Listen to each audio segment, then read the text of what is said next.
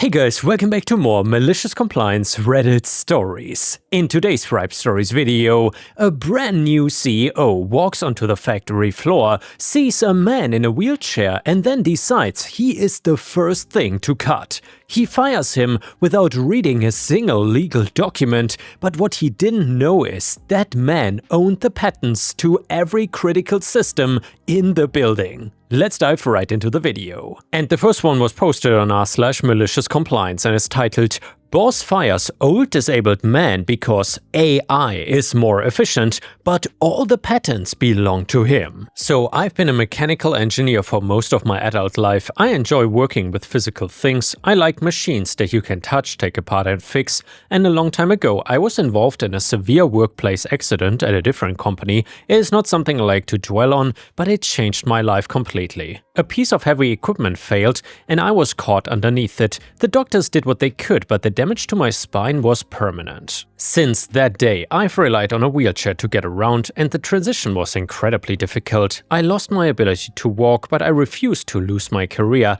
I spent a long time at physical therapy and rehabilitation. I had to learn how to navigate the world all over again. Finding a job that would accommodate my situation was tough. Many places looked at my wheelchair and saw a liability instead of an experienced engineer. But then I met the man I will just call my old boss. Old Boss owned a manufacturing company. They produced specialized metal components for the automotive and aerospace industries. It was a loud, busy factory floor. He interviewed me himself. He didn't care about my wheelchair. He only cared if I could solve a major problem his factory was having. So basically, his main manufacturing machines just kept overheating. The extreme temperatures caused the internal valves to fail, which led to expensive shutdowns and ruined batches of metal components. I told him I could actually fix it, so he hired me on the spot. Because of my physical limitations, we agreed that I would work part-time. I needed the flexibility for medical appointments and rest, and Old Boss was happy to accommodate me. I spent my first few months analyzing the failing machines, and the issue was the thermal regulation system. The existing sensors were too slow to react to the rapid temperature spikes during the stamping process. I designed a completely new type of mechanical sensor and a specialized flow control valve to go with it. It was a physical piece of hardware that used the thermal expansion of a specific alloy to physically open and close the coolant lines instantly. It did not rely on digital computers or slow electronic sensors. It was purely mechanical, highly accurate, and extremely durable. We built a prototype and installed it on the most problematic machine. The results were immediate. The overheating stopped completely, the machine ran faster, cooler, and produced zero ruined components. Old Boss was thrilled. He wanted to install my valve on every single machine in the factory, but that is where the legal part comes in. So I had designed the valve on my own time using my own resources at home before bringing the finalized design to work, and I applied for the patent in my own name. Basically, I paid the filing fees myself, and when my old boss asked to use the design across the factory, we sat down to make a deal. The old boss was a fair man. He knew the patent belonged to me, and he also knew that paying standard market royalties for a core piece of technology in every single machine would cost the company usually a massive amount of money. And yeah, I liked working there, I liked the environment, and I appreciated that he gave me a chance when others did not. I wanted job security more than I wanted to be wealthy. We went to a lawyer and drew up a very specific licensing agreement. I granted the company an exclusive license to use my patented valve and sensor system in all of their machines. In exchange, the company would pay me exactly $1 a year as a licensing fee, but the catch was the condition of the license. The $1 fee was strictly contingent on my continued voluntary employment at the company. If I was fired without cause or if the company was sold and the new owners terminated my employment, the cheap license was immediately void. If the license was voided though, the agreement stated that the company would now owe me standard market royalties for the use of the technology, applied retroactively for the current fiscal period. Furthermore, they would have to negotiate a brand new licensing agreement at market rates if they wanted to keep using the valves. It was a simple and solid contract. It protected my job and it saved the company millions of dollars in licensing fees over the years. Things went perfectly for a long time, the factory expanded, the machines ran flawlessly, I maintained the valves, designed minor upgrades and helped troubleshoot other mechanical issues on the floor, and I was respected by the floor workers. I knew everyone, they knew me, and my part-time schedule worked well, and I had a comfortable life and a secure job, and then my old boss decided to retire. He was getting older and wanted to spend time with his family, so he sold the company to a private equity firm. The sale went through smoothly, the new owners promised they just wanted to grow the business and keep the successful team in place. Well, that promise didn't last long. The private equity firm bought in their new management team. They installed a new CEO. He was young, very arrogant, and obsessed with modernizing everything. He walked around the factory floor like he owned every person there. He completely ignored the actual workers and only spoke to management. The new CEO immediately started making changes. He brought in new rules, cut benefits, and demanded higher output from the machines. He didn't understand the physical reality of manufacturing, and he only looked at spreadsheets. He wanted to reduce labor costs and automate everything possible, preferably with AI, which almost made me puke, by the way.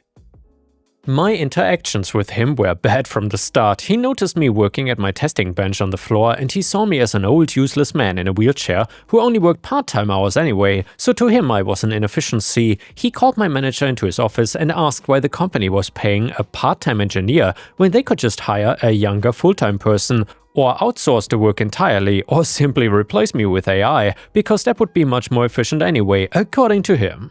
My manager tried to explain that I was the senior mechanical engineer and that I handled the core thermal systems, but the new CEO did not care about that. He demanded that I be moved to a small desk away from the main floor, because my wheelchair was supposedly a safety hazard in his newly designed layout. I complied and moved my workspace. I kept my head down and continued doing my job, but a few weeks later, the new CEO brought in an AI consultant. This man was supposed to modernize our entire production process. He walked the floor with the new CEO, pointing at machines, taking notes on a tablet. They stopped near my desk. The AI consultant looked at the maintenance logs and he noted that I manually inspected and calibrated the thermal valves on a regular schedule. The AI consultant told the new CEO that manual inspections were a thing of the past. He pitched a massive new software project. He claimed that he could install digital sensors on all the machines and run an artificial intelligence program that would predict maintenance needs and optimize the cooling systems automatically. He said the AI would make physical oversight completely obsolete. Sounds like famous last words if you ask me, but let's see. The new CEO loved the idea. He saw a way to cut costs further and sound innovative to the private equity board. He looked right at me and loudly stated that the company needed to stop relying on slow, outdated methods. And yeah guys, as I said, that really sounds like famous last words. I can just imagine what's gonna happen next. However, to quickly interject here, if you still enjoy the malicious compliance stories about workplaces and awful bosses, then please don't forget to like the video and maybe subscribe to the channel if you haven't already to not miss my daily uploads. Thank you so much. So I tried to tell them that the environment inside the machines was too harsh for standard digital sensors, and I explained that the mechanical valves were the only things keeping the machines from self-destructing under the thermal load. The AI consultant just smirked at me. He said physical engineering was always secondary to data analytics. The new CEO signed a huge contract with the AI consultant to implement the new system. Over the next month, they attached digital monitors to the exterior of the machines. They ran cables everywhere. They set up a control room with large screens displaying charts and graphs, and during this time, the new CEO started looking for reasons to get rid of me. He sent HR to complain about my part-time hours even though my contract explicitly allowed them. He tried to assign me tasks that required climbing ladders, which I obviously couldn't do. I reminded HR of my physical limitations and my employment terms. They backed off, but the hostility was clear. The breaking point happened when the AI system went live. The new CEO gathered the management team to watch the screens. The AI program started sending instructions to the machine controllers to increase production speed. The digital sensors claimed the temperatures were within safe limits, and I was watching the physical machines. I knew the digital sensors were not only reading the exterior casing temperature, not the internal core where the friction happened. I rolled my wheelchair over to the new CEO and I told him the AI was pushing the machines too hard. I warned him that the internal valves would not be able to handle the increased load without manual adjustments.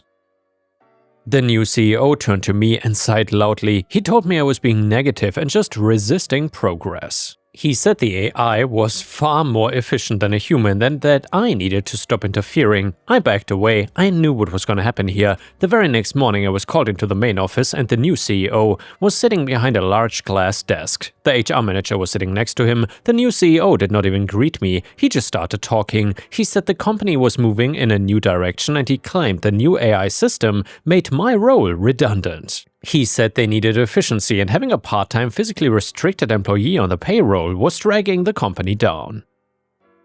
I stayed calm. I asked him if he was terminating my employment and he said yes. He told me it was effective immediately. I looked at him and thought about the contract. I decided to give him one last chance to save himself from his own arrogance. I told him he needed to review my employment contract and the legal files regarding the thermal valves before making this decision. I explained that there were specific conditions tied to my employment. The new CEO actually laughed at me. He told me he did not need to review anything. He said he knew exactly what was in the files and he claimed the company owed all the technology used on the floor because it was company property. He said any old agreements made by the previous owner were irrelevant under the new corporate structure. He told me I had 30 minutes to clear out my personal tools and then leave the premises.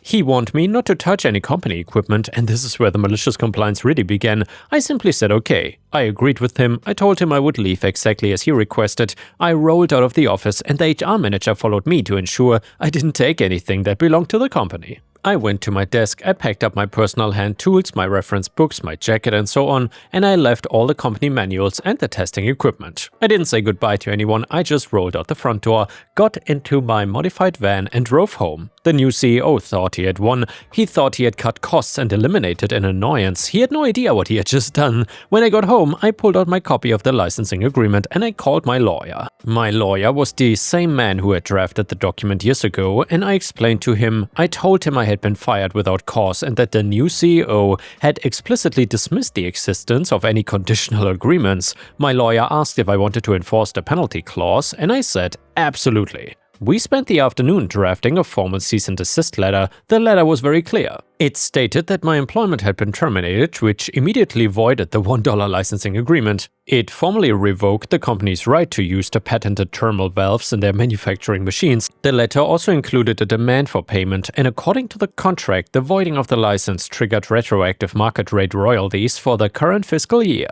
My lawyer calculated the exact amount based on the number of machines and the volume of components produced. The number was massive. It was easily enough to wipe out the company's profit margin for the entire year. Finally, the letter stated that if the company wished to continue using the patented technology, they would have to negotiate a new standard rate licensing agreement. Any continued use of the valves without a new agreement would basically constitute willful patent infringement, and we would file for an immediate injunction to halt their production line entirely. My lawyer sent the letter via certified mail and email directly to the new CEO, the HR manager, and the board of directors at the private equity firm. While the letter was in transit, things at the factory started falling apart. I heard about the disaster from a former coworker who called me a few days later. He basically told me the new CEO had ordered the AI consultant to increase the production speed even further to celebrate his new efficient floor plan, and because I was not there to manually adjust and maintain the mechanical valves, they began to fail under the extreme new parameters. The AI program didn't understand the mechanical failure, it just kept pushing the machines even harder because the exterior digital sensors were still reading normal temperatures. One of the main stamping machines severely overheated and the internal core apparently melted down. The machine seized up completely, destroying a massive batch of expensive metal and causing significant damage to the equipment itself. And from what I was told, the new CEO panicked. He demanded that the maintenance team fix it. The maintenance team looked at the ruined thermal valve and told him they didn't know how to rebuild it. They said I was the only one who manufactured the replacement parts and calibrated them. The new CEO tried to order replacement parts from standard suppliers, and he quickly discovered that the parts didn't even exist on the open market. The design was entirely mine, and it was protected by my patent. Right in the middle of this chaos, the cease and desist letter arrived. The new CEO read the email, and according to my coworker, the new CEO turned completely pale and started shouting at the HR manager, and he demanded the physical legal files. When they finally opened the old dusty file cabinet and read the actual contract with my signature and the old boss's signature, the reality set in. The contract was perfectly legal, the previous owner had full authority to make the agreement, the sale of the company to the private equity firm included all existing liabilities and contracts. The new CEO had fired me without cause, triggering the exact clause that stripped the company of its cheap license. The new CEO tried to ignore the letter. He told the maintenance team to just figure out a way to bypass the valves. However, you cannot bypass physics. Without the specialized flow control valves, the machines could only run at a fraction of their normal speed before overheating. The factory's production dropped to a crawl. They were missing deadlines, customers were furious, and the private equity board received their copy of the letter, and they were not ignorant. They had their own corporate lawyers review the contract. Their lawyers told them the contract was ironclad, and the board realized they were facing a total production shutdown, a massive bill for retroactive royalties, and the potential of a devastating patent infringement lawsuit. All because their new CEO wanted to save a part-time salary and rely on a faulty AI program. The board bypassed the new CEO completely. They called my lawyer directly, and they then asked for an emergency meeting with us. My lawyer and I agreed to meet them at a neutral conference room downtown. The new CEO was not invited to the meeting. The board sent their senior director and their lead corporate attorney. The meeting was very short. The corporate attorney didn't try to argue or threaten us. They simply knew they had lost already. They asked what it would take to keep the factory running, and my lawyer laid out the terms. First, they had to pay the retroactive royalties in full immediately. Second, the $1 license was gone forever. If they wanted to keep using my patented valves, they had to sign a new licensing agreement at the standard market rate. The standard rate was expensive. It meant the company would be paying me a significant amount of money for every single component they produced using my technology. The senior director tried to negotiate a lower rate. He mentioned that the company was already losing money because of the recent machine failures and the expensive AI contract. I spoke up for the first time in the meeting. I told him that the company's financial problems were the direct result of the new CEO's decisions.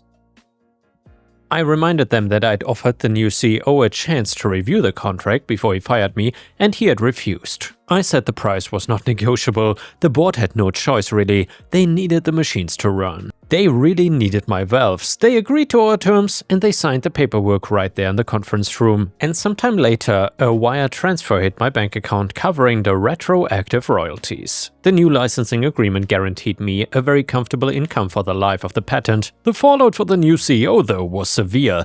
The board conducted a full review of his actions. They found out about his arrogant behavior, his refusal to check the legal files, and his disastrous decision to rely on an unproven AI system instead of the established mechanical engineering. Long story short, the new CEO was fired for gross negligence, the AI consultant's contract was terminated, and the expensive screens and digital sensors were ripped out of the factory. The company hired a new management team that actually understood manufacturing, and they did ask me to return to my job, but I declined. I did not need the job anymore. The new licensing agreement provided more money than I could ever spend, and I was financially secure for the rest of my life. I now spend my days working in my own home workshop. I design new tools and tinker with mechanical ideas just for the fun of it. I don't have to worry about arrogant bosses or corporate efficiency programs. The new CEO thought he could discard an older disabled worker just because I didn't fit his aesthetic vision of a modern company, and he thought his new AI software was smarter than decades of physical engineering experience. However, my life is quiet now. I spend my mornings working on small projects in my garage, and I spend my afternoons reading or watching the neighborhood. I have the freedom to do whatever I want and whenever I want. And yeah guys, props to OP, seems like he's now living the good life, and he absolutely deserved it. And yeah guys, that is exactly why private equity firms ruin literally every single industry they touch. It even extends to some YouTube channels. I do know some really big channels that got bought out by private equity, and those channels suck now. Anyway, in the case of this story, they buy a perfectly functional, profitable business, then send in some 28-year-old MBA who has never seen a wrench in his entire life, and tell him to cut costs by firing the only people who actually know how the factory operates. Very good idea. Either way, I would say they got exactly what they deserved. Let me know what you think in the comments. Another user in the comments said, every tech bro who worships AI needs this story tattooed on their forehead. You cannot lay off the wizards who built the tower and then expect the magic to just keep working. Sometimes the obsolete old guy is literally the only person in the room who understands why the widget spins, and nobody asked how the widget spun until it stopped spinning. And another Reddit comment said, this man did not burn a bridge, he just stopped holding it up with his bare hands and let gravity do the rest. The CEO fired him, expecting the bridge to stand on its own, but it collapsed immediately. The bridge was never a bridge, by the way, it was just this guy doing planks for 20 years. And by the way, guys, I really like that analogy, I gotta say. And the next one is a beautiful malicious compliance story, which is titled, Don't touch the emails. Well, okay then, Miss Lazy Coworker, I won't, but have fun finding a new job. So at my current job, I'm one of the supervisors. It's a firm with a lot of employees all tucked into one big room, and there are 2 supervisors and a shift leader in each shift, morning, afternoon and night. These shifts get rotated on occasion, but we supervisors mostly rotate with them. Normally, with my typical co-supervisor, we share the responsibility of dealing with all the work-related emails. There's a lot more than one would expect, so it does sometimes take up to a few hours of each day, and one week one of the shift leaders derped and put me together with a different supervisor, and we were basically stuck for that month. Now, she is absolutely lazy, like ridiculously so, won't even get off her ass during lunch and go eat at the cafeteria. Instead, she makes a mess at her work desk, which would later be used by the supervisor of the next shift. I used to be the schmuck getting the desk from her, and it was always a crumby mess. Because of this, she does none of the actual supervising and never has. During our 3rd day that week, she asked me why I was sitting at the desk for so long and if I had any intention of actually doing my job. I replied that I was doing the emails, and she just got super pissed, telling me that was her assigned duty, this is how she and her usual supervisor split their load, and told me to get out of the office and go watch the workers. She pretty much screamed it, turning red in the face and all, throwing all sorts of insults at me about how my generation never does anything, so I told her, fine, I'm never touching the emails again. We even signed unofficial workplace contracts distributing our duties evenly, and she got the emails. Now, though we are technically all the same, I'm the supervisor most likely to be promoted, so the shift leaders and the director generally talk to me and have me relay some info to the others, so I'm a lot closer to all of them than the other supers are. Well, because of this, I was the first to learn that we would need to master Excel and hope to it immediately. It was not yet officially announced, but when it was, the lazy bum I was stuck with refused to learn it, saying it was not a skill listed as needed while we applied. Knowledge about Microsoft programs was listed, and she kept postponing learning it until we officially got some work to do with Excel. I started doing it right away, because this is not something you can just do for another person. Each individual superior gets credit based on how many tablets we needed to make. They are for some sort of pamphlet, but I have no clue how to describe the full thing in English, so during our 3rd week together, I do the usual routine of checking on the workers and then working with Excel until I met my quota, and well, because Miss Lazy Bum never used Excel before, she got an official warning for not meeting the quota and ended up only barely learning some stuff about Excel.